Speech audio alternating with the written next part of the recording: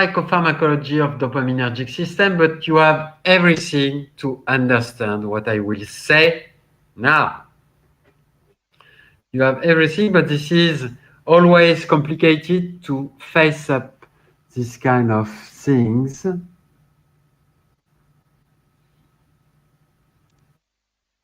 Okay? This is always complicated, and what I would like to say is I speak about dopaminergic system. Why?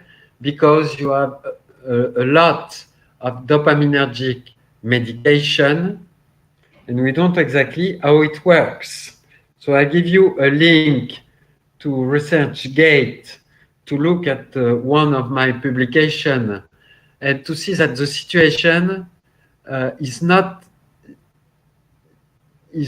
really evident. So you feel, you as student, maybe that you don't understand a shit to these monoaminergic systems, but don't worry, when you know the monoaminergic system, you don't understand either what is going on. And you will have a lot of people telling you that monoamines are involved in this behavior, this behavior, this behavior. All these studies, I can take them and trash them. I mean, I can discuss. And this is complicated. So, this is complicated first in terms of pharmacological response. We have the chance to have dopaminergic agonists, such as quempirol or apomorphine.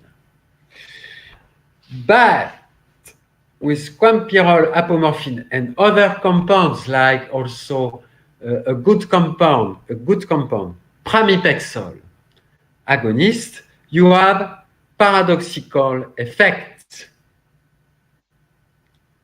You have paradoxical effect because if you inject low doses of quempirol or pramipexole,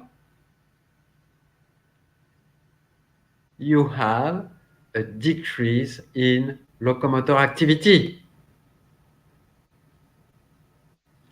So you imagine that you are stimulating dopamine transmission, which is true, by the way, but only one part of dopamine transmission, and the resulting effect is a decrease locomotor activity. But if you increase the dose classically, and like pathologies like, I don't know, schizophrenia, and some other pathologies marked by agitation, an increase in locomotor activity, you can have also stereotypies and some form of compulsivity. When you inject psychostimulant, and we have seen, for instance, cocaine that can have dramatic effect on extracellular levels of dopamine. So the psychostimulant, amphetamine, cocaine, methamphetamine, Ritalin, and ecstasy, MDMA, all of them can increase locomotor activities at high dose, induce stereotypies and compulsivity. So it was nice to work except those paradoxical effects that I highlighted with a star. It was nice to work on dopamine things because in contrast to agonists, we had antagonists, and these are essentially the neuroleptics with haloperidol, raclopride, sharing 23,390, flupentixol, chlorpromazine, clozapine, sulpiride, and nowadays, I don't know, aripiprazole, etc., etc. So they have distinct behavior, but at least when you inject them, you block dopamine transmission, which can induce a reduction of movement, locomotion, marked in rodent and humans by bradykinesia, so slowness of movement, no movement, akinesia, and to extreme forms, catalepsy. So the animal is not capable of moving from uncomfortable position. I will show you. You have also paradoxical effect, and right now, at this very moment, with a student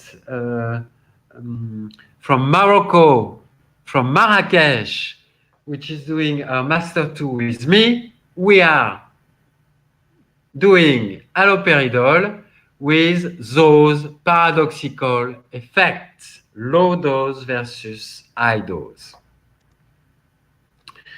So it was nice also in the pharmacology of dopamine in general, because when you block dopamine receptors, you have some effect, bradykinesia or catalepsy, and it can be reproduced by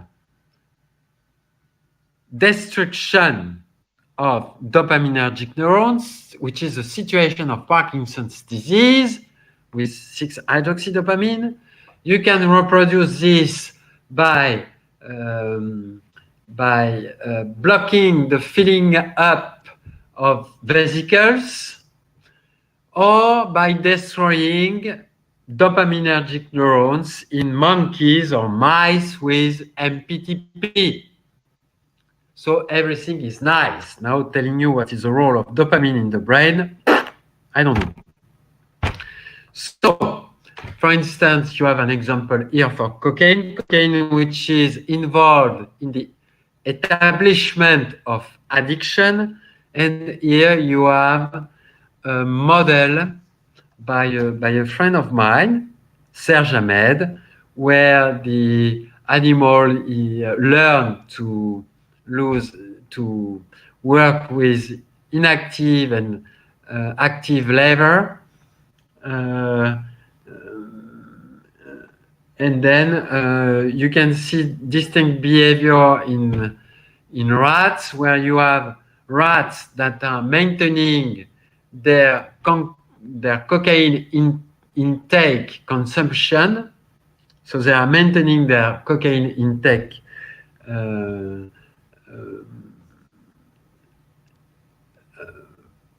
with several days, and you have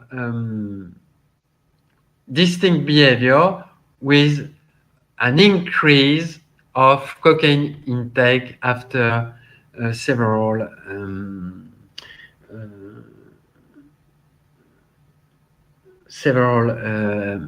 days of cocaine intake. So some rats are escalating the cocaine intake, and it is assumed that have developed sort of addiction. And more simply, you can inject cocaine and look at the locomotor activity of the animal, and eventually with very high dose, look at the stereotype behavior, and very, very, very high dose, but beyond dopaminergic involvement, you can check for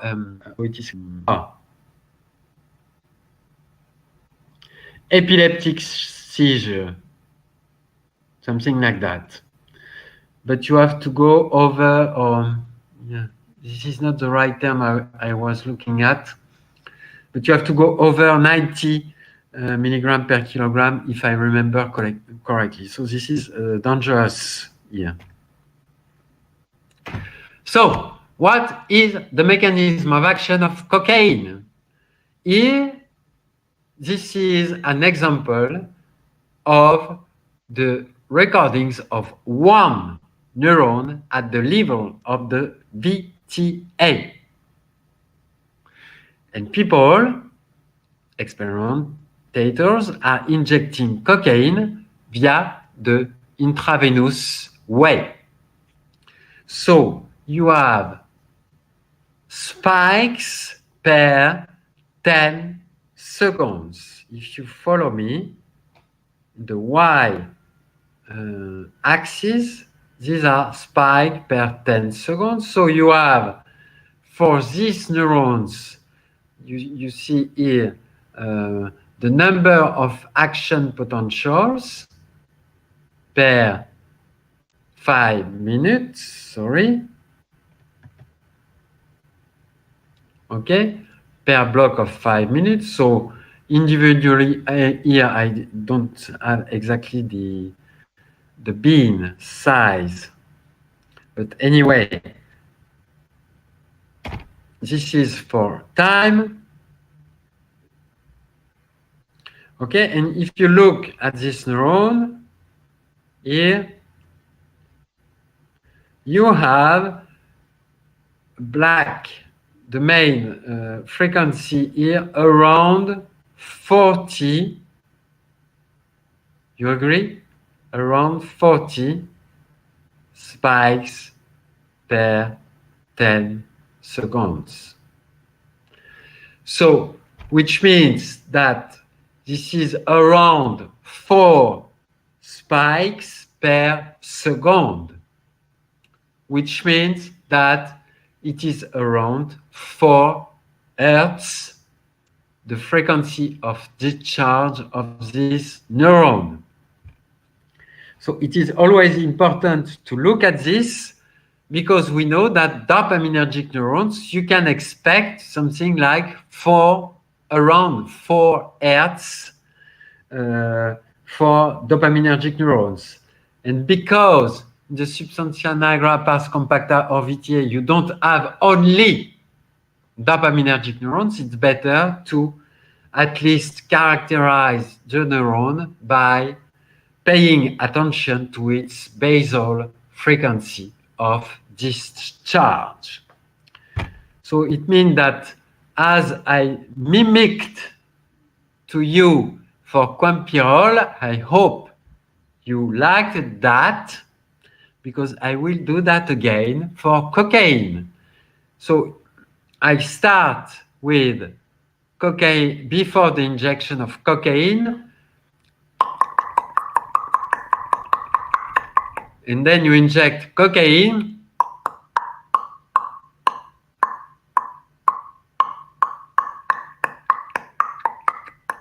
and it goes back to normal firing rate. You see? If you inject a higher concentration of cocaine in C, B, I don't know, I don't remember what it corresponds, but it is similarly the same. Maybe to show that you have the same if the frequency of discharge is, I don't know. But if you are injecting cocaine at 1 milligram per kilogram IV intravenously, here this is simple.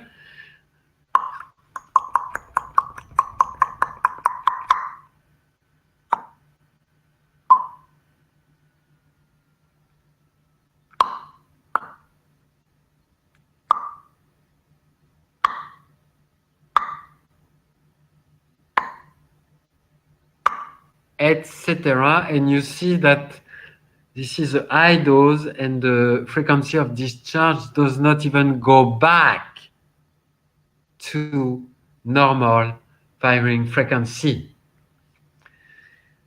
So the conclusion here is that cocaine inhibits the frequency of discharge of dopamine neurons.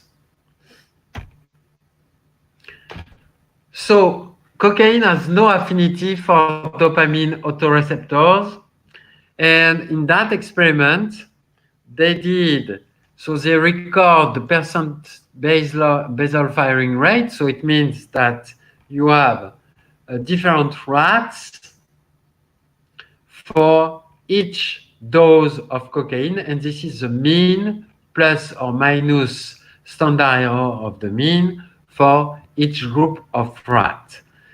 After the injection of intravenous cocaine,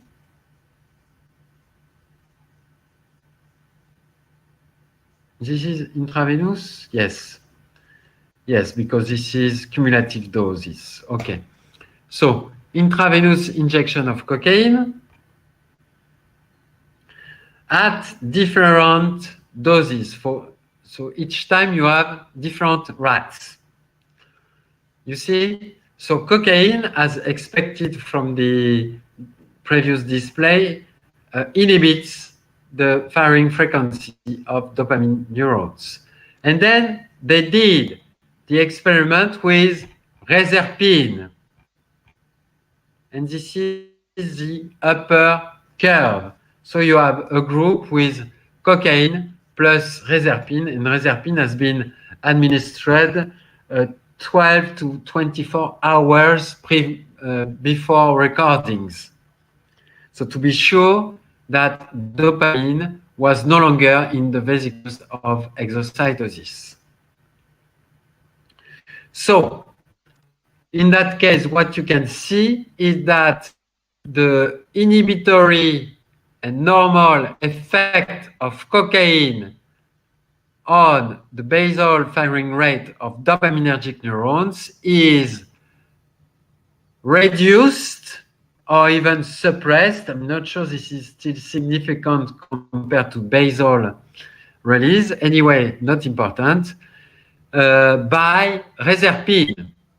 So it is in line with the fact that the effect of cocaine is probably not related to an effect on direct effect on autoreceptors, but it needs, this inhibitory effect needs endogenous dopamine in the extracellular space. I mean, no, I speculate. I mean, at least endogenous dopamine in vesicles of exocytosis. Here is the true interpretation. Because if I go beyond extracellular levels, this is speculative. What I can say here is the effect, the inhibitory effect of cocaine on the basal firing rate of dopaminergic neurons involves dopamine in exocytosis vesicles. Because if I block the entry of dopamine in vesicles of exocytosis, then I block the inhibitory effect of cocaine. The problem is reserpine is not really selective, so you can have an effect on dopamine, serotonin, and noradrenaline. It will be clearer with pharmacology. So here, this is an example of data showing the effect of cocaine in cumulative doses. So cumulative means that each 2 minutes you inject an additional dose of cocaine, and this is the reason why it is called cumulative. So in the beginning, you have almost no response, but at some point, you trigger a response. And here, as expected, an inhibitory response. Here, in B, I don't know what it is. I don't remember. In C, oh, sorry. So in A, you have the inhibitory response. And if you inject intravenously haloperidol inhibit or prevent or counteract the inhibitory effect of cocaine. Then the authors used another dopamine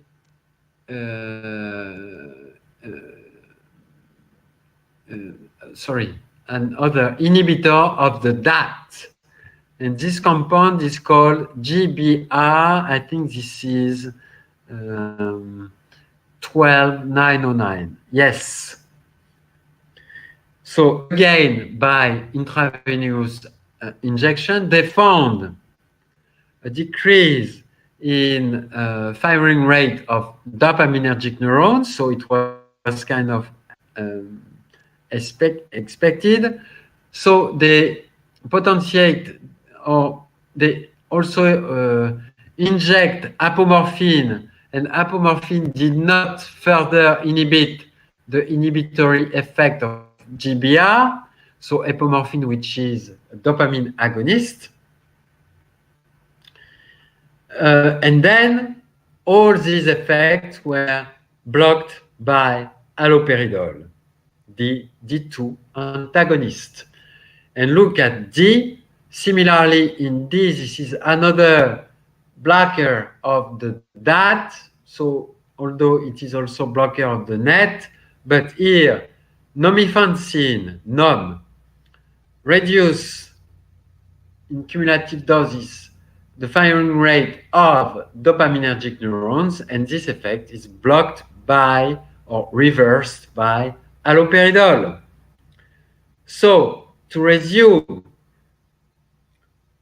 inhibitors of dopamine reuptake sites like cocaine, GBR, or nomifensine inhibits the activity of dopamine neurons, the electrical activity of dopamine neurons. This is not related to a direct effect on dopamine D2 receptors, but it involves dopamine D2 receptors. And in between the blockade of dopamine transporter and the stimulation of D2 receptor, there is a step involving an increase in dopamine extracellular levels.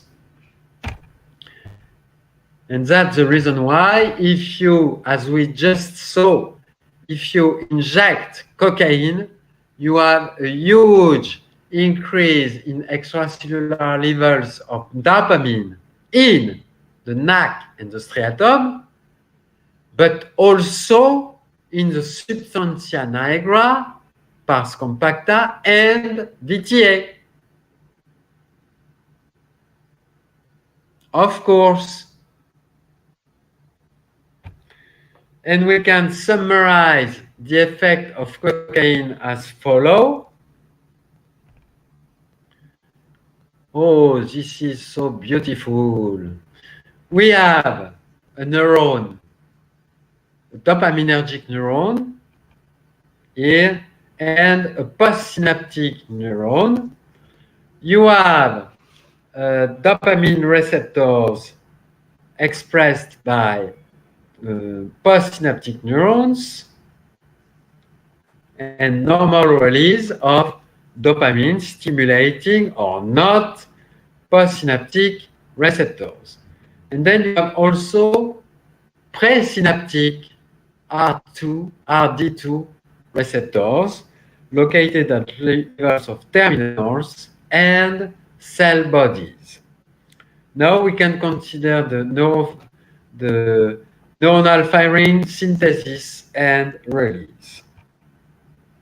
So with cocaine, you block here the transporter, so you cannot reuptake dopamine from uptake sites. The consequence is you have more dopamine in the extracellular space in both the striatum nucleus accumbens, and substantia nigra and VTA. So at the level of cell bodies. Then, of course, the consequence, because you are stimulating R2, D2 receptors, you suppress, as we saw, neuronal firing. And in fact, we reduce this release because the releasing process is reduced.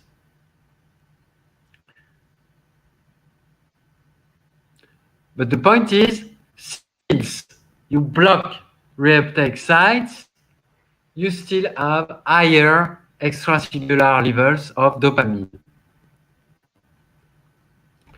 So you decrease the neuronal influx, the synthesis, and the release.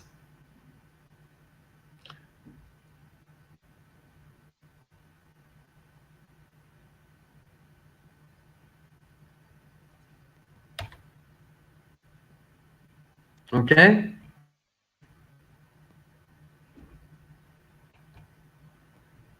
Amphetamine. Amphetamine, this is more clear because in contrast to cocaine, if you apply, like here, amphetamine within a brain region with dopaminergic terminals or cell bodies, you will have a huge effect of cocaine. Here, this, if I remember correctly, this is something like 500 nanomolars or close to 1 micromolar.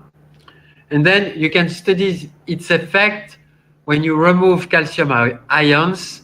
And if you remove calcium ions, you will still have the same effect of cocaine, of amphetamine. While cocaine would give approximately something minimal, like, I don't know, like this.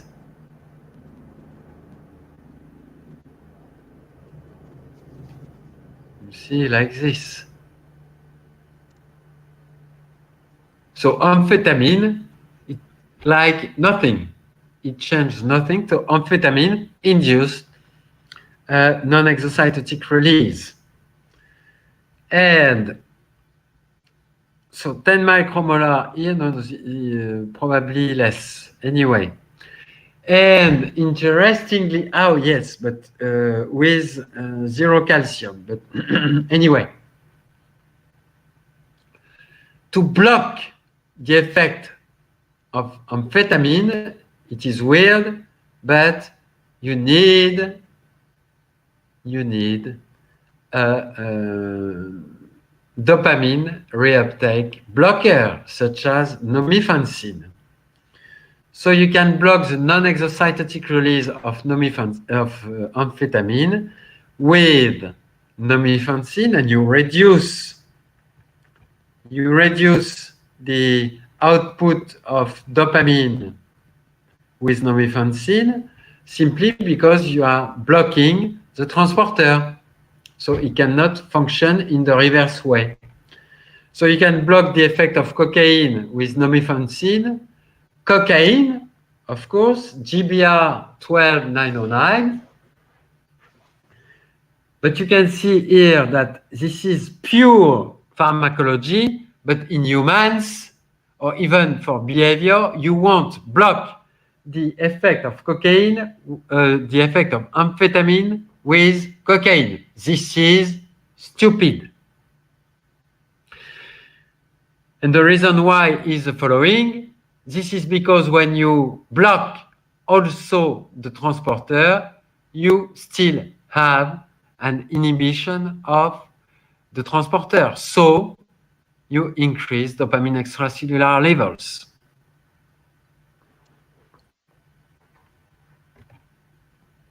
So with amphetamine, look at the way the transporter is working.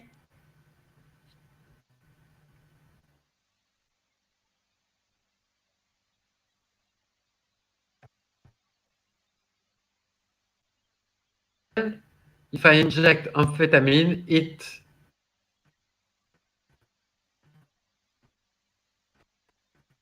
is function in the other way. Then is a reduction and sometimes a inhibition of the electrical activity of neuron due to stimulation receptors. So this okay. So I summarize here the mechanism of amphetamine with respect to dopamine neurons. If I inject amphetamine peripherally, it will reach the cell bodies and terminals. The consequence will be the reversal of the function of the DAT, and then increase in a non-exocytotic way the release of dopamine. So you will still increase the dopaminergic stimulation towards postsynaptic cells, but you will increase the dopaminergic tone at the level of cell bodies and terminals. And the consequence of increasing the tone of dopamine at cell bodies is a total suppression of the electrical activity of the neuron. Okay, so you have also, normally we should expect a decrease in synthesis, but in fact we have an increase in synthesis. So we don't know exactly why, but the increase in synthesis allows for maintaining an available pool of dopamine produced in the cytoplasm and available for release through the DAT. So this is a complicated mechanism, but what I want you to understand that because you increase the activity at the level of cell bodies, you are stimulating D2 receptors and then inhibiting the firing rate activity of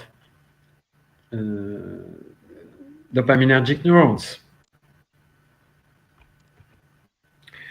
And the last case is an antagonist, or we can also destroy dopamine cells with 6-hydroxydopamine, but this is more difficult to see catalepsy. You see reduction of locomotor activity. But with haloperidol, you can generate something which is quite impressive, catalepsy. And the catalepsy, this is, you place the animal in comfortable position, and you measure the time the animal will retrieve or will go back in a normal position. So be sure that if you play with a normal rat, a naive rat, he won't stay like this for long. I mean, he won't stay like this for 1 second. Then, if you inject haloperidol, high dose haloperidol, it will stay like this, and sometimes for more than 5 minutes. We did, as I told you, no, you didn't listen. We are doing with a Master 2 student coming from Morocco right now an experiment with haloperidol, low doses and quite high doses, 0.3 milligram per kilogram. And we were surprised to see that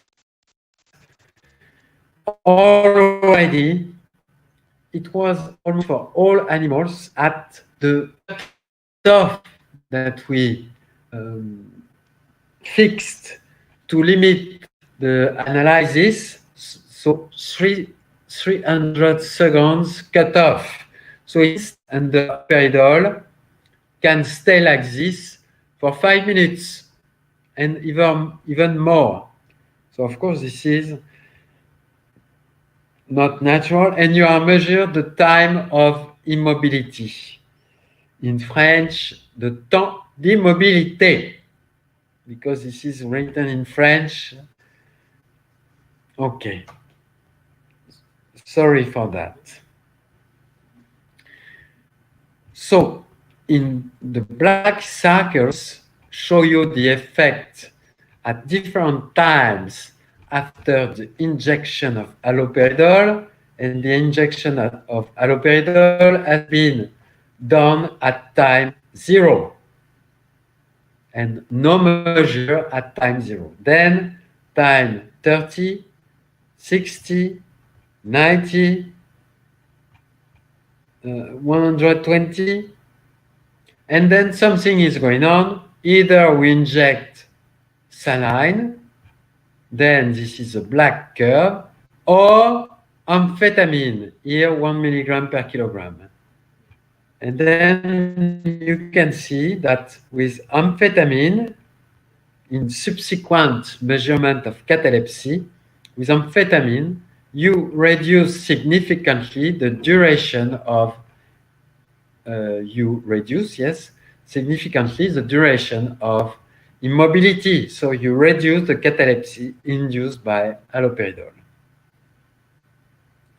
So the interpretation here, but I think you may have this interpretation, is that amphetamine will further enhance dopamine extracellular levels, so that dopamine will compete with dopamine on postsynaptic sites.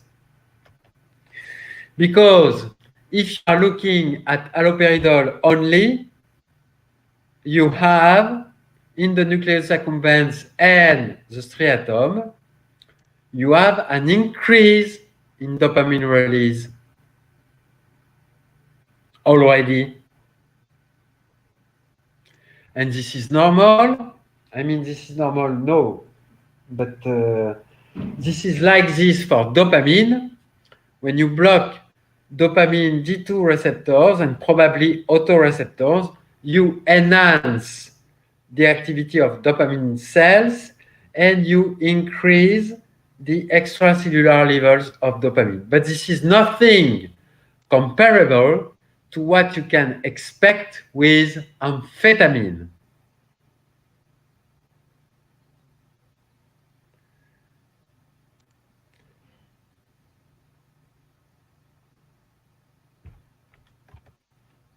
So,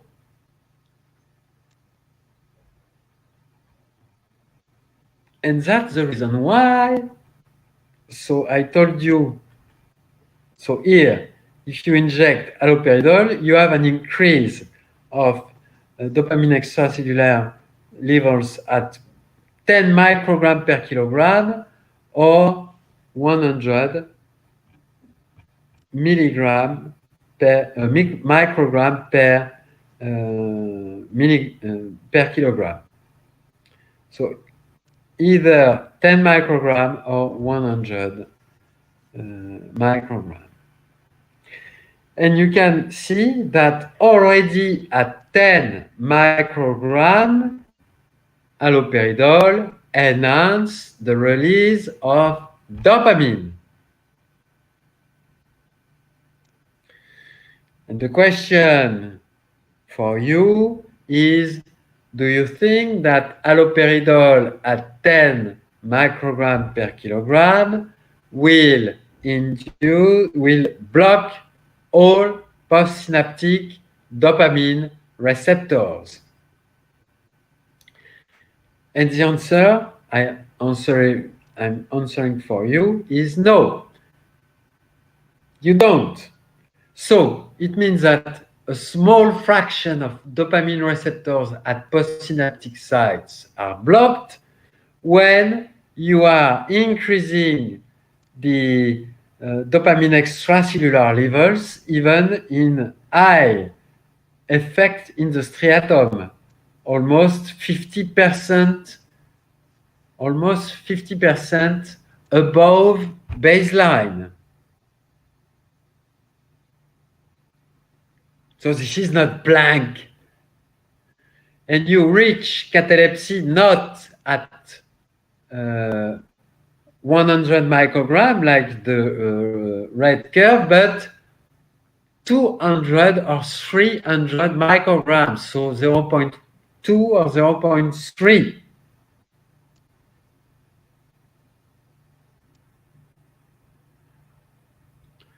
So you imagine that you can have increase in dopamine extracellular levels without blocking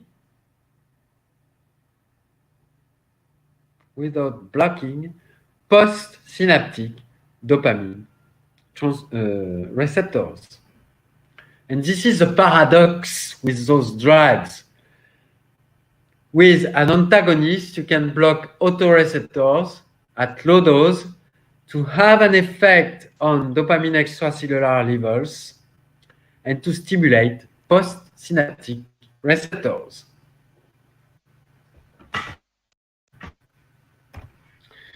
So here is a summary, a general summary, but it is too complex, and I will stay at apomorphine,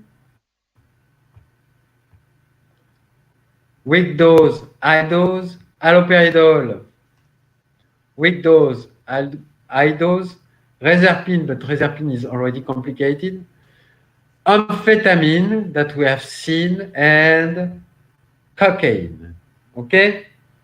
So the table here reports the drug, as I just mentioned, for its effect on dopamine extracellular levels, DOPAC and HVA levels, so these are the metabolites of dopamine, synthesis of dopamine, and firing rate of dopamine neurons, and finally the transmission. So transmission means release and action.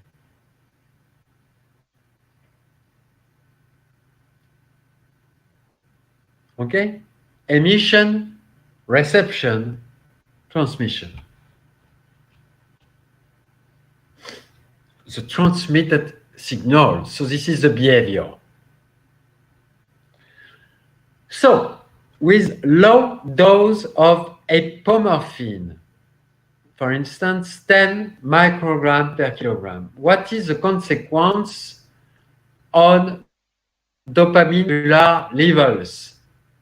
A decrease, because you are stimulating D2 autoreceptors. Synthesis and quantity of DOPAC, a decrease. Firing rate, a decrease, and the concentration is not sufficient to go and stimulate postsynaptic receptors. So postsynaptic receptors see the decrease of dopamine, and you have a decrease in dopaminergic transmission.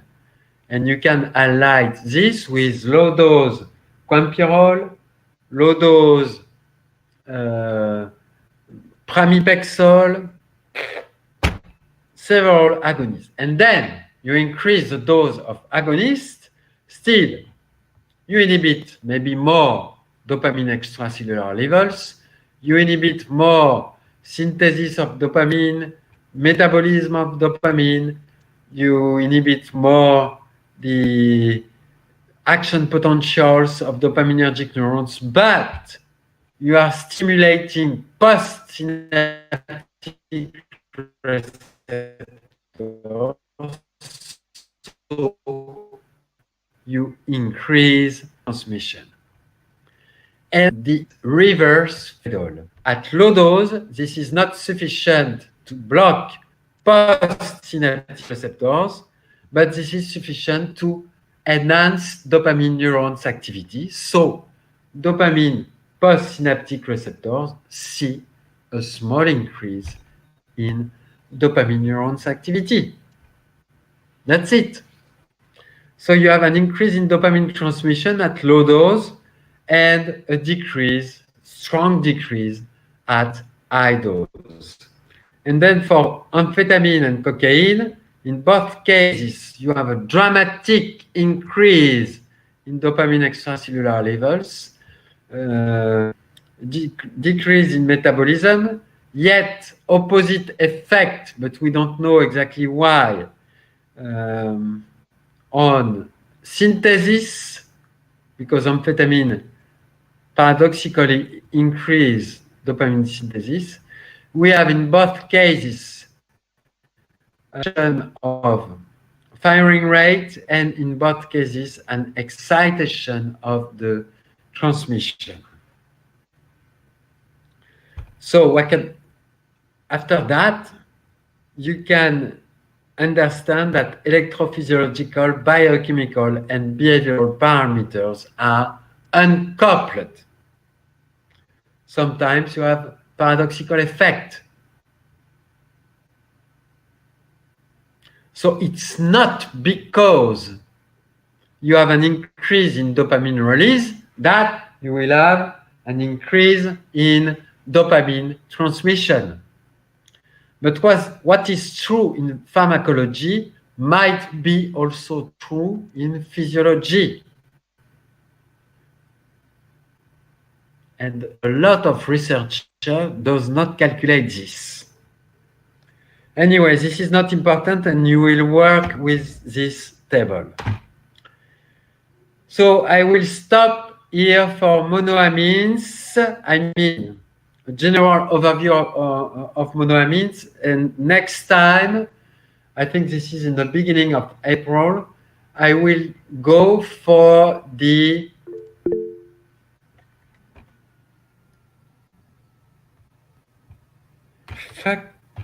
Okay.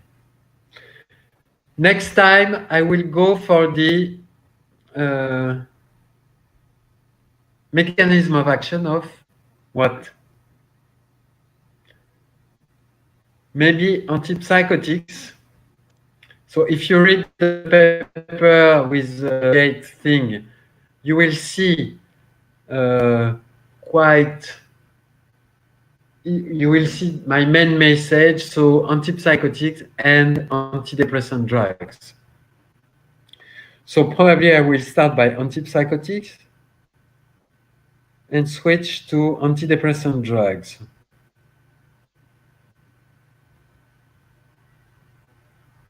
Yes. Okay. So in between, I'm going to Africa.